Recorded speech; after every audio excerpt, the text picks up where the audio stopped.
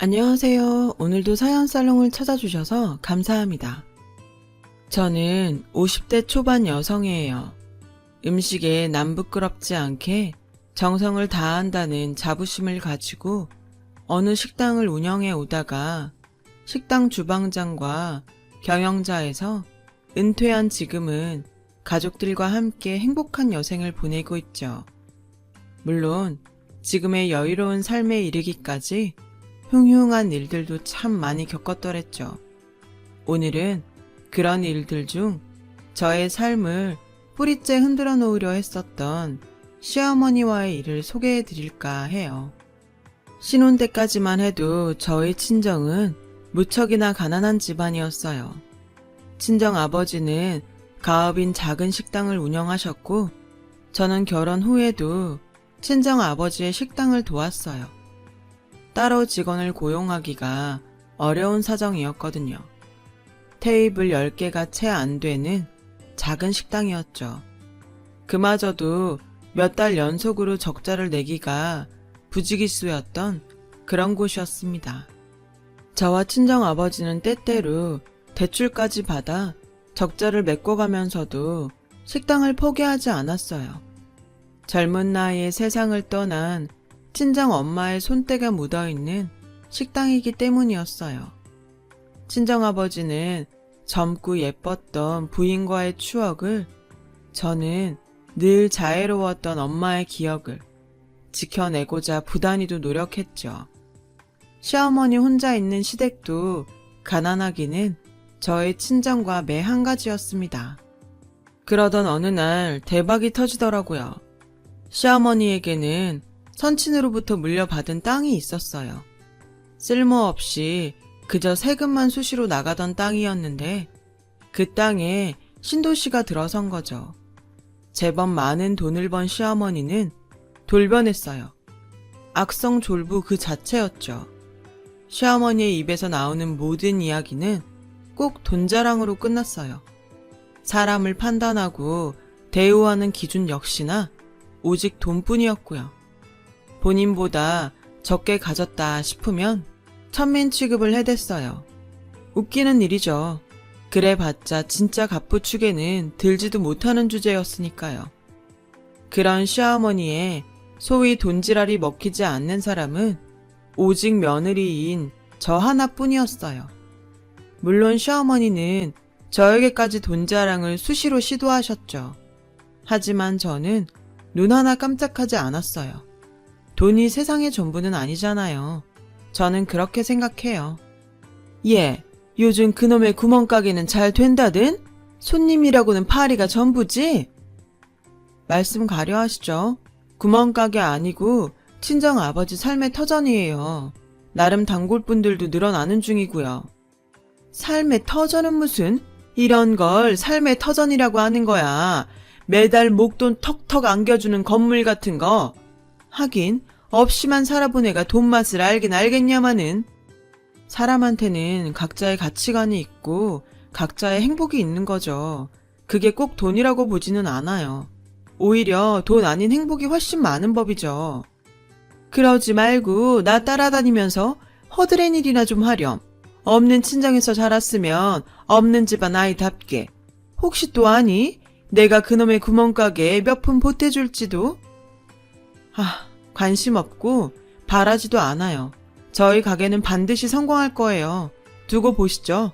제가 꼭 그렇게 만들 겁니다. 이런 식이었어요. 오죽하면 저희 남편까지도 친어머니에게서 정 떼고 등지고 살 작정을 했을까요? 전 어땠냐고요? 당연히 듣고만 있지는 않았죠. 매번 시어머니의 모든 악성 졸부 행각에 맞서는 한편으로 각오를 다지고 노력했어요. 우리 식당을 꼭 큰 식당으로 만들어내겠다고요. 그리고 마침내 이루었어요. 돌아가신 친정 어머니의 손맛을 바탕으로 제 나름대로 연구하고 개발한 레시피가 큰 성공을 거두었죠. 아름아름 저의 식당을 찾아주시던 단골분들을 통해 새 레시피에 대한 좋은 소문이 퍼져나갔고 그 소문 덕분에 식사 시간마다 줄을 서야 드실 수 있을 정도로 손님들이 늘었습니다. 드디어 맛집 반열에 오르게 되었어요. 저희 주머니가 두둑해지자 시어머니의 전전긍긍이 시작되었어요. 뻔하죠. 원래도 쉽사리 굽히고 들어가지 않는 당찬 며느리였는데 그런 며느리가 돈까지 부족함 없이 쥐어버렸으니 그래서 시어머니는 어떻게 하면 며느리의 기를 죽이고 돈지랄을 더 떨어볼까 하는 생각밖에 없는 것 같았어요.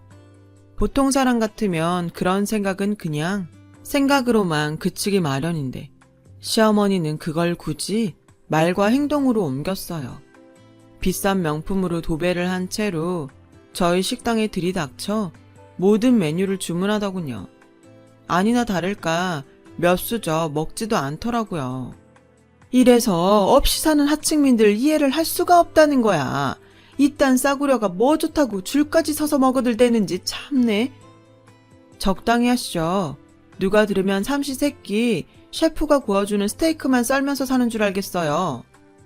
그거 좋은 생각이구나. 이름난 주방장 한번 알아봐야겠어.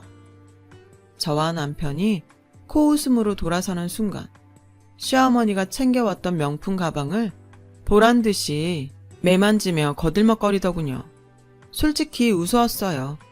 어떠니? 이태리 명품 장인한테 주문 제작한 가방인데. 가방은 예쁘네요. 근데 주인한테는 별로 어울린다고 보이지는 않아요. 그러지 말고 너도 이런 거 들고 다니면서 살아. 없는 집안에서 비굴하게 자란 티 좀 그만 내고. 기왕이면 기품 있는 시어머니 체면도 좀 살려줄 겸 좋잖니? 관심 없는데요. 주제 넘는 사치? 그런 거 몰라요. 알고 싶지도 않고요. 비쌀까봐 그러는구나. 얼마 하지도 않아. 배송비 빼고 돈 1,000만 원? 나 같은 사람한테는 가벼운 간식값 정도를 쓸 수 있는 돈이라고 해야 하나? 하긴 누구들 같은 천민들한테는 반년치 연봉이겠지만. 경고하는데 그렇게 살지 마세요. 그러다 후회하는 날 반드시 올 거예요. 보자 하니까 되게 웃기는 애구나 너. 대한민국에서 부자가 망하는 법 있다든? 모르죠.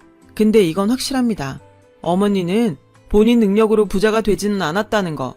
돈 무서운 줄 모르고 몹쓸 사치나 부리다가는 크게 망하고 후회하게 되는 날 있다는 거. 진심이었어요. 그리고 자신감이었습니다.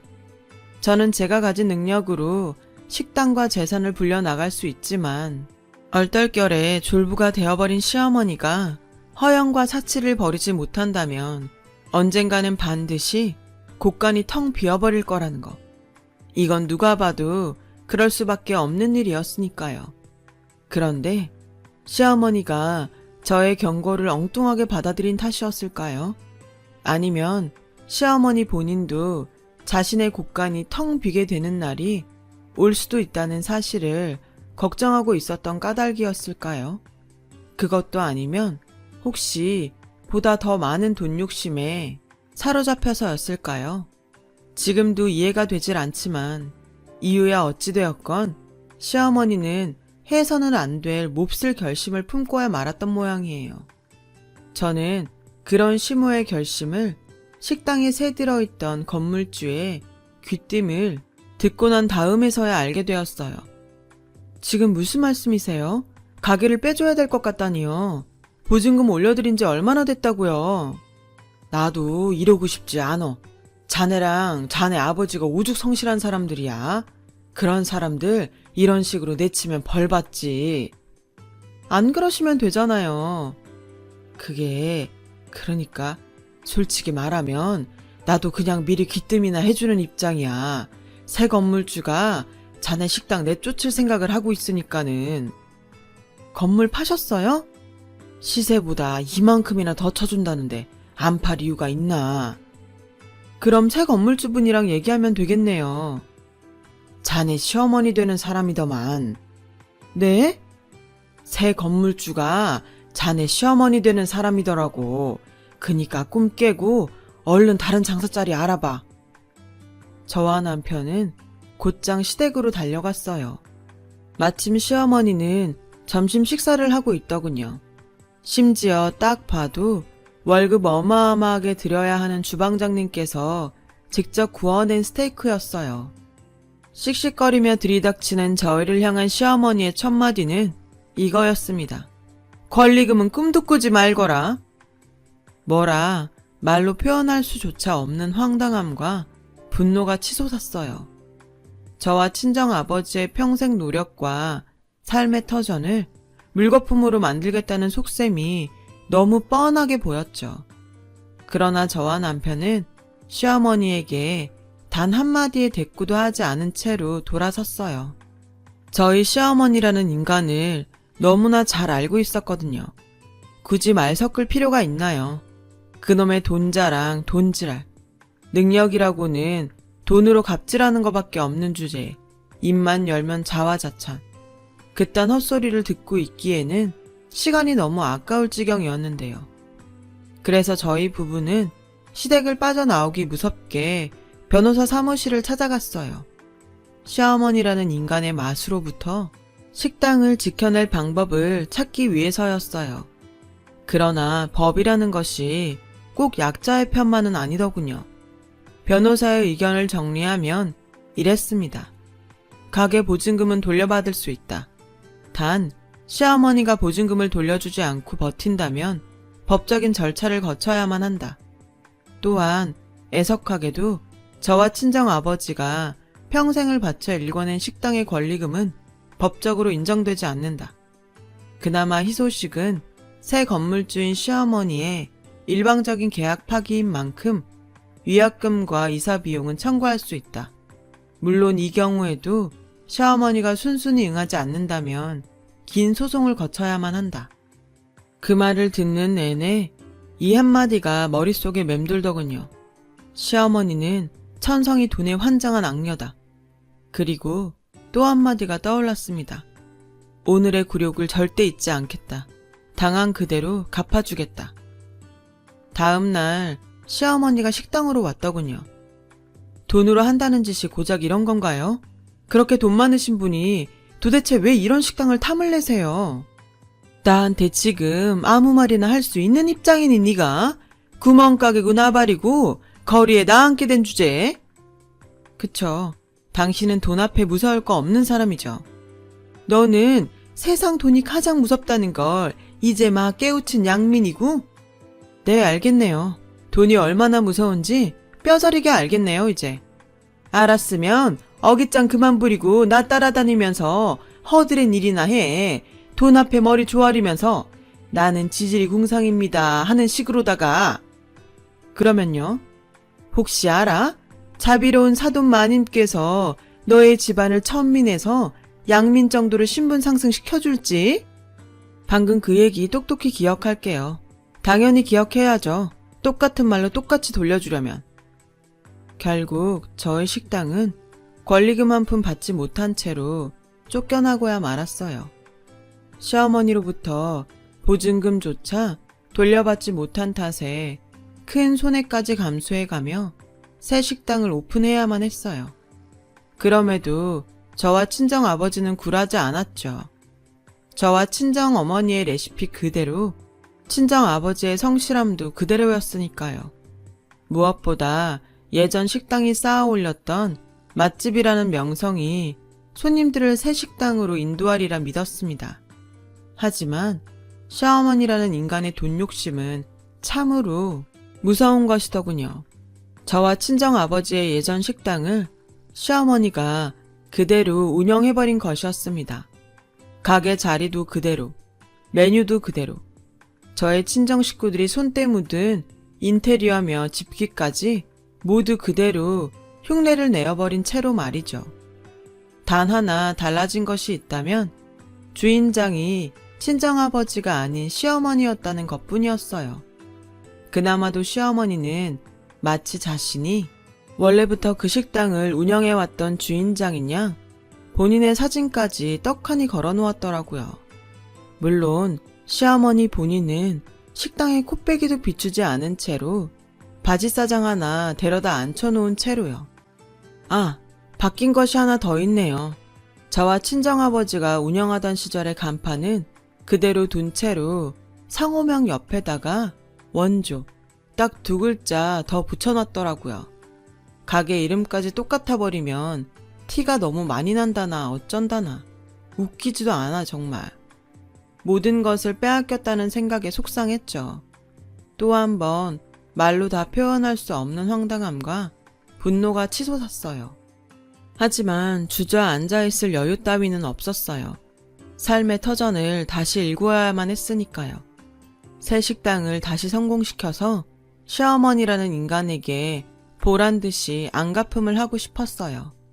그래서 저희 식구들은 전보다 몇 배는 더 노력했어요. 저는 친정어머니의 레시피를 한 번 더 발전시킨 신메뉴를 개발했고요. 반응들이 아주 좋았습니다. 남편도 아주 큰 힘이 되어 주었어요. 그렇게 저희의 새 식당은 또 한 번의 성공을 거두며 자리를 잡아 나갔어요. 바로 그때 평생 안불작정으로 저희를 내친 줄로만 알았던 시어머니가 저를 불러내더군요.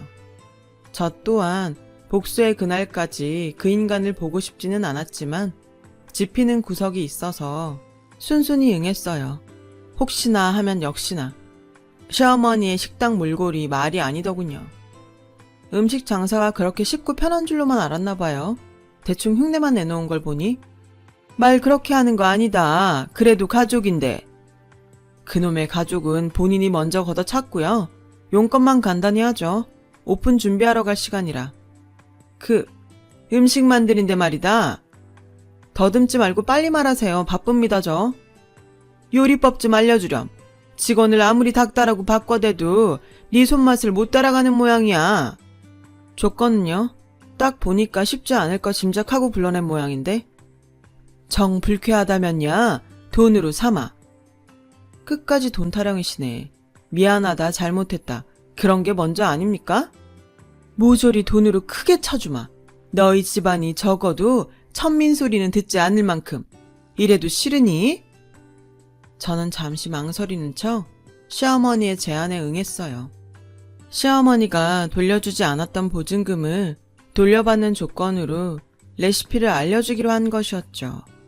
제가 바보 같다고요? 생각해보세요. 그 상황에서 제대로 된 레시피를 알려줄 사람이 세상에 어디 있나요? 저도 그랬어요. 시어머니에게 알려준 레시피는 인터넷 검색만 하면 알 수 있는 정도였고, 예를 들자면 사실은 ABC라는 재료를 기반으로 만든 양념이 비법인데, 시어머니에게는 가나다라는 재료로 양념을 만들어 넣으라고 알려주는 식이었죠. 물론 저도 명색이 음식 장사를 하는 사람인 만큼 먹지 못할 재료를 넣으라고 알려주지는 않았어요. 맛집의 특별한 비법이 아닌 일반적으로 가정에서 많이 사용하는 방법을 알려주었을 뿐이죠. 그래서 레시피 전수 비용이 아닌 시어머니가 당연히 저에게 주어야만 하는 보증금을 받았던 것이고요. 저에게서 엉뚱한 레시피를 전수받은 시어머니는 이제 되었다고 생각한 모양이더라고요. 안심한 나머지 또 한 번 그놈의 돈 욕심에 눈이 멀어버렸고, 이번에는 아주 크게 작정하고 분점들까지 여럿 내버리더라고요. 하나같이 임대료가 어마어마하게 비싼 지역에 자리한 상가들이었어요. 물론 모든 비용은 시어머니의 통장들을 털어서 마련했고요. 다른 사람들의 자본을 끌어들이면 시어머니 본인의 지분이 적어지는 만큼 수익도 적어질 테니까요. 심지어 저렴했던 음식들 가격마저도 무지하게 많이 올렸다더라고요. 굳이 예를 들자면 7,000원이었던 오징어 볶음을 프리미엄이랍시고 15,000원을 받는다던가 하는 식이었어요. 그런 시어머니의 소식을 들은 저와 남편은 코웃음부터 쳤어요. 아니, 아무리 우리 엄마라지만 사람이 그렇게 미련하고 무능할 수가 있나? 내 말이 레시피를 전수받았으면 그 레시피의 반응이 어떤지 확인부터 하는 게 순서 아니냐고. 어떻게 다짜고짜 분점 낼 생각부터 해. 가격 올린 건 웃기지도 않을 지경이라니까. 냅두자. 본인 타고난 그릇이 그것밖에 안 되는 걸 뭐. 그래도 참 다행이구나 싶어. 나는 당신의 어머님 안 닮아서. 닮다니. 농담이라도 그런 말 하지 마. 우리 엄마 닮았다? 그거 욕이야. 저희 부부의 코웃음은 적중했어요. 시어머니가 통장들을 탈탈 털어 마련한 분점들이 파리만 날린 끝에 차례로 폐업하기 시작했거든요. 오래지 않아 저희 식구들이 운영하다가 시어머니에게 빼앗겼던 식당까지도 문을 닫게 되었어요. 시어머니 입장에서는 본점까지 망해버린 것이죠. 그 와중에도 시어머니는 무능하고 대책 없기는 마찬가지였어요. 식당이 망한 원인을 글쎄 싸구려 음식들만 먹고 살았던 천민들이 비싼 재료로 만든 음식 맛을 모르기 때문으로 돌리더라고요. 이쯤 되면 안 망하는 것이 이상할 지경이었죠. 어머님이 말한 값비싼 셰프님 하나만 있었어도 그런 꼴까진 안 되었을 텐데 뭐에 홀린 건지 정말 보는 제가 다 안타깝더라고요. 그러는 사이 저희의 새 식당은 승승장구했고요. 시어머니의 가짜 식당에 속아 넘어갔던 단골분들도 돌아오셨고 이전 식당보다 훨씬 대기줄이 많아졌어요. 저희 식구들은 매일같이 재료 소진으로 인한 조기 영업 종료 팻말을 걸면서 저희를 아끼는 마음으로 찾아주신 모든 손님들을 대접하지 못한 것에 대한 죄송함이 들 정도로요. 그래서 저는 친정 아버지와 남편에게 레시피와 조리법을 전수하는 한편으로 가게 확장에 대한 고민을 시작했어요. 저희 부부는 어느 건물이 경매에 나왔다는 소식을 듣게 되었어요. 그 경매에 참가하기 위해 길을 나섰고요. 그곳에는 시어머니가 먼저 도착해 있더군요. 그래, 벌기는 많이 벌은 모양이다. 양민주제 이런 데를 다 찾고. 그렇게 말할 수 있는 입장인가 싶네요. 분점이고 나발이고 거리에 나앉게 된 주제에. 이게 시어머니 앞에서 버르장머리 없이? 시어머니 아니게 된 지 한참 지났고요. 다른 사람한테는 안 되겠지만 당신한테는 이래도 됩니다. 우리가 당신 주변 사람들이 그동안 당하고 살아온 것들이 워낙 많아서. 돈지랄이 하고 싶으면 곱게 하고 가. 내깟 것들이랑은 말 섞을 가치도 없다. 그러려고요. 맞다. 재산들 모조리 경매에 나오고 집에도 빨간 딱지 붙었다죠? 그래서 뭐 내가 늘상 말하지만 대한민국에서 부자 망하는 법은 없어. 저도 늘 얘기했잖아요. 그러다 크게 망하는 날이 꼭 올 거라고. 지금부터 제대로 보여줄 테니까 똑똑히 지켜보기나 하시죠. 돈에 눈먼 악성 졸부가 어떻게 망하는지. 시어머니라는 인간이 욕지거리를 하거나 말거나 저희 부부는 경매에 참여했고 목표했던 건물을 시세보다 훨씬 저렴한 가격에 낙찰받았습니다. 그 건물은 당연히 시어머니 명의의 건물이었죠.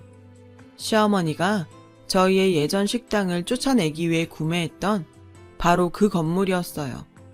그 건물의 주인이 된 저희는 예전 식당 자리에 친정 아버지의 식당을 재오픈했어요. 친정 아버지가 직접 운영하시는 식당이었죠. 며칠 뒤에는 시어머니의 명의의 또 다른 상가를 역시나 시세보다 훨씬 저렴하게 낙찰받았고 그곳에는 남편이 직접 운영하는 식당을 오픈했어요. 경매로 건물을 낙찰받았다고 해도 그 돈은 시어머니라는 인간에게 들어가게 될 테니 결국은 시어머니 좋은 일만 시킨 거 아니냐고요. 시어머니는 식당이 망하면 손해가 얼마나 크고 빠르고 심하게 누적되는지를 몰랐어요. 그런 사람이 재산까지 무리하게 탈탈 털어가면서 분점 내기에 혈안이 되었었으니 그 손해는 상상을 초월하는 것이었죠. 심지어 평소 주제넘게 과도한 사치까지 이만저만 부리고 살았으니 그 후폭풍은 더 볼 것도 없지 않겠습니까? 시어머니의 재산들이 경매에 나오게 된 이유는 재산들이 경매로 넘어갈 만큼 어마어마한 빚더미에 앉았기 때문이었어요. 당연하게도 저희 부부가 지불한 경매 대금은 시어머니는 만져보지도 못했죠. 모조리 대출 원금의 이자에 온갖 채무자들에게 즉시 지급되었으니까요. 그렇게 얼마 뒤 시어머니의 명의의 마지막 건물은 어김없이 경매로 처분되었고 결국 추하게 울부짖고야 말더군요.